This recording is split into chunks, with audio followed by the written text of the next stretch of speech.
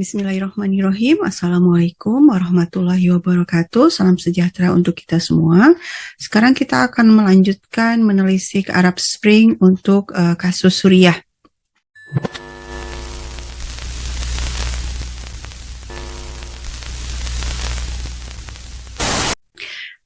Sebenarnya yang terjadi di Suriah awalnya juga mirip-mirip ya dengan apa yang terjadi di Tunisia, di Libya, di Mesir, yaitu awalnya muncul demonstrasi massa yang menyatakan ingin demokratisasi, ingin reformasi politik, ingin perbaikan ekonomi gitu ya. Cuma bedanya kalau di Tunisia misalnya atau di Mesir itu demo-demo massa itu tereskalasi sehingga demonya itu memang betul-betul demo besar-besaran gitu ya, sehingga akhirnya pemimpinnya terguling. Tapi kalau demo di Suriah itu tidak tereskalasi demonya gitu ya. Jadi demonya ada tapi tidak betul-betul masif gitulah. Bahkan yang muncul adalah demo tandingan atau demo balasan yang menyatakan dukungan kepada pemerintah Suriah, kepada Bashar al-Assad gitu ya. Ini juga yang terjadi di Libya ya. Di video pertama sudah kita jelaskan, dan yang terjadi di Iran baru-baru ini juga kasusnya juga sangat mirip ya. Jadi ada demo-demo anti jilbab gitu ya, tidak lagi ingin ada jilbab, kemudian narasinya juga malah menginginkan agar pemerintahan yang berdasarkan agama itu dibubarkan gitu. Tapi yang muncul kemudian adalah demo-demo tandingan atau demo balasan yang jauh-jauh lebih masif, jauh lebih banyak gitu ya, yang turun ke jalan untuk menyatakan dukungan kepada pemerintah Iran. Nah, ya, kalau di Suriah ketika demo itu tidak tereskalasi, yang terjadi kemudian adalah muncul aksi-aksi bom bunuh diri, muncul gerakan-gerakan serangan-serangan terorisme yang dilakukan oleh kelompok yang ternyata adalah Al-Qaeda gitu. Dan kemudian juga Turki itu menginisiasi sebuah kelompok yang disebut Dewan Nasional Suriah atau SNC, didirikan di Turki dan didanai ya oleh negara-negara Teluk, oleh Turki sendiri, oleh negara-negara Barat. Nah, SNC ini punya faksi bersenjata yang disebut Free Syrian Army gitu. Nah, anggotanya sebagian besarnya adalah Ikhwanul Muslimin. Nah, kemudian SNC inilah yang kemudian angkat senjata melawan pemerintah Suriah dengan narasi-narasi jihad, ya, narasi-narasi Islam. Pemerintah Suriah yang memang ada beberapa tokohnya beraliran Syiah, ya. Tapi kalau secara keseluruhan komposisinya ya mayoritas Sunni gitu ya, militernya, terus menteri-menterinya ya mayoritas sebenarnya Sunni, tapi mereka memanfaatkan narasi Sunni Syiah ini untuk menjustifikasi serangan bersenjata yang mereka lakukan. Nah, pasukan-pasukan di Suriah ini, pasukan-pasukan jihad di Suriah ini itu dilatih oleh kelompok-kelompok jihad Libya. Nah, itu kaitan antara apa yang terjadi di Libya dengan di Suriah. Pada tanggal 27 November 2011, ya, ingat lagi, Gaddafi kan dibunuh oleh kelompok Al-Qaeda ini 2011 Oktober ya, dan kemudian setelah itu dibentuklah pemerintahan interim, pemerintahan sementara yang dipimpin oleh Mustafa Abdul Jalil. Ya, sebenarnya tokoh Al-Qaeda sebenarnya, cuma ya kamuflase ya, jadi mengaku moderat gitulah. Nah, Mustafa Abdul Jalil ini kemudian mengutus Abdul Hakim Belhaj ke perbatasan Suriah dan Turki untuk berbicara dengan tokoh SNC, berbicara dengan para pemimpin FSA, Free Syrian Army ini, jihadis yang versi Ikhwanul Muslimin ini gitu ya. Nah, kejadian ini dilaporkan oleh beberapa media, antara lain Daily Telegraph. Nah, kemudian Abdul Karim Belhaj ini apa statusnya? Dia adalah Ketua Dewan Militer Tripoli dan mantan pemimpin kelompok perjuangan Islam Libya, sebuah organisasi yang berafiliasi dengan Al-Qaeda. Nah, kemudian Belhaj ini diutus ke Libya buat apa? Ya, itu tadi ya, untuk membantu proyek penggulingan rezim berikutnya yang tadinya sudah terjadi di Libya, sekarang mau dilanjutkan di Suriah, yaitu ingin menggulingkan Bashar al-Assad. Nah, pemerintahan interim Libya ini bahkan kemudian memberikan bantuan sebesar 20 juta dolar Amerika kepada SNC, kepada Dewan Nasional Suriah ini. Nah, nanti akan saya jelaskan di bagian selanjutnya dari mana nih duitnya gitu ya. Tapi kita sekarang bicara dulu soal tokoh lainnya. Selain Mustafa Abdul Jalil, selain Belhaj, ada satu tokoh lagi yang penting, yaitu Mahdi al-Harati. Dia ini tokoh Al-Qaeda Libya yang berjihad juga di Libya. Tapi dia punya kewarganegaraan ganda, yaitu kewarganegaraan Irlandia. Dia punya rumah di Irlandia. Nah, November 2011, itu media di Irlandia melaporkan bahwa ada kasus pencurian uang 200.000 euro di rumahnya Mahdi al-Harati ini. Nah, Mahdi al-Harati ini di Irlandia berprofesi sebagai guru agama. Jadi dipertanyakan nih gitu, loh kok bisa ada guru agama punya uang sebanyak itu dan disimpannya di rumah. Akhirnya polisi kemudian menyelidiki gitu ya, dari mana ini dapat uangnya. Nah, Mahdi al-Harati mengakui bahwa uang itu dia dapat dari CIA, ya, lembaga intelijen Amerika Serikat, untuk disalurkan kepada pemberontak Libya. Kita tahu pemberontak Libya itu siapa? Al-Qaeda dan Ikhwanul Muslimin, ya. Nah, kemudian Desember 2011, ya, Oktober, November, Desember gitu ya, berurutan kejadiannya. Daniel Iriarte, ini adalah jurnalis asal Spanyol, dia memberitakan bahwa dia bertemu dengan Mahdi al-Harati di Suriah.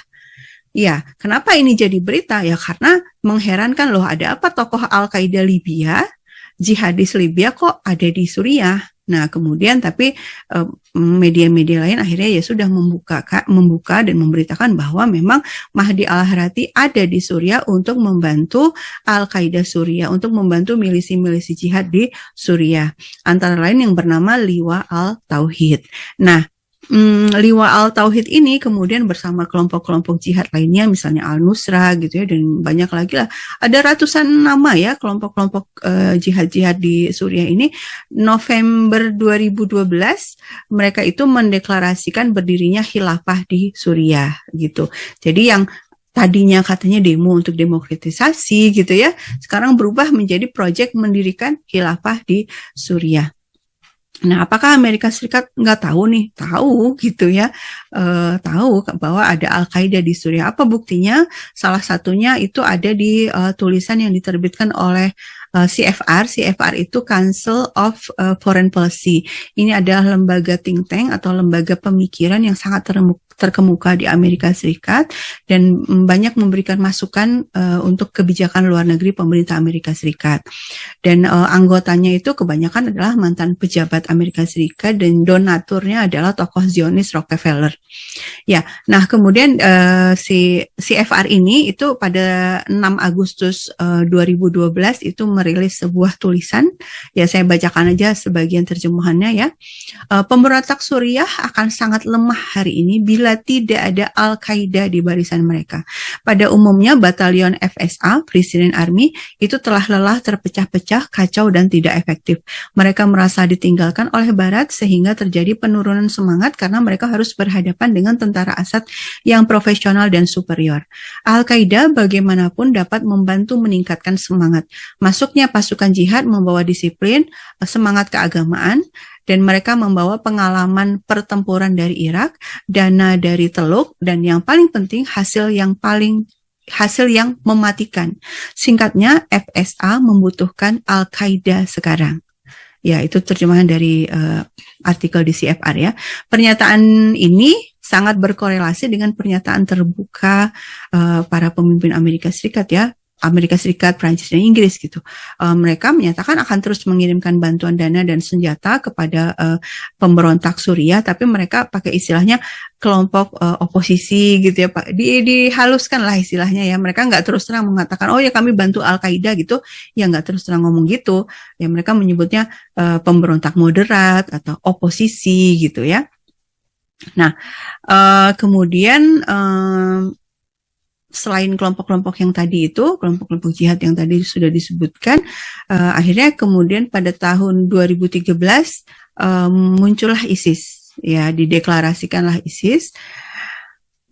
Dan sebenarnya ISIS ini adalah gabungan dari Al-Qaeda Suriah dan Al-Qaeda Irak. Ya, jadi sebenarnya Al-Qaeda juga gitu, cuma ganti nama jadi ISIS. Nah, di video selanjutnya saya akan bahas lebih detail lagi ya soal ISIS ini.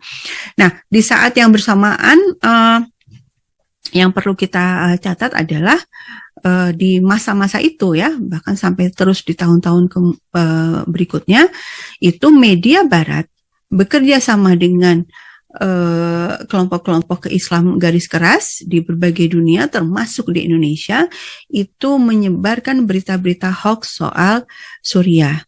Bahkan BBC ya, BBC itu memasang foto mayat-mayat di Irak korban tentara Amerika Serikat dan disebut itu adalah korban pembantaian massal di Suriah.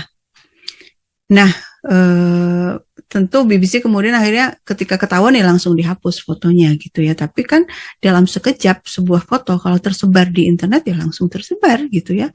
Nggak bisa lagi ditarik lagi tuh nggak bisa. Nah, jadi foto itu terus tersirkulasi ya, muter terus gitu. Bahkan kemudian di tahun-tahun berikutnya muncul lagi ya. Contohnya seperti ini nih, foto ini dipakai oleh seorang ustadz terkenal di Indonesia.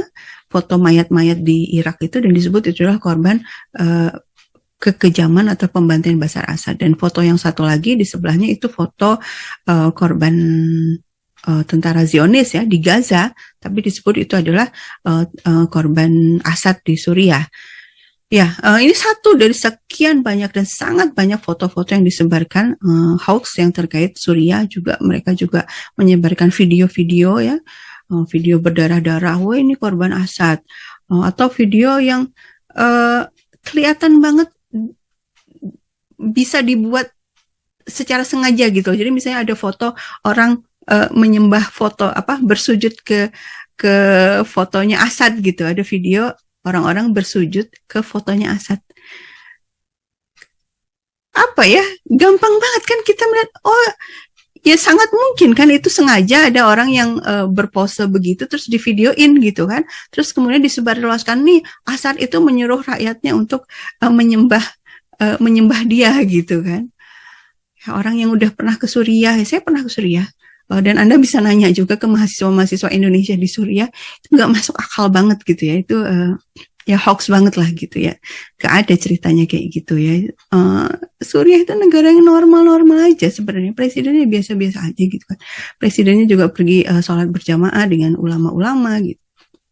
Gak ada itu presidennya menyuruh rakyatnya menyembah dirinya gitu. Nah, sekarang pertanyaannya kenapa sih kok ada kelompok-kelompok yang menyebarluaskan video dan foto-foto yang hoax ini gitu ya. Dan bahkan kalau di Indonesia tuh ada roadshow gitu di berbagai kota bikin pengajian-pengajian di kampus-kampus bahkan ya di masjid-masjid dengan membawa foto-foto dan video-video palsu ini. Tujuannya apa? Satu, untuk menggalang dana. Ya, akhirnya setelah berceritalah ini ustadz-ustadz ini ya panjang lebar tentang betapa menderitanya orang-orang Sunni, ya mereka bilang gitu kan, orang-orang Sunni di Suriah itu menderita, dibantai oleh orang Syiah di Suriah. Nah, akhirnya apa? Di ujungnya, kumpulkanlah donasi terbaik Anda, kan gitu ceritanya ya. Jadi tujuan utama adalah untuk menggalang dana.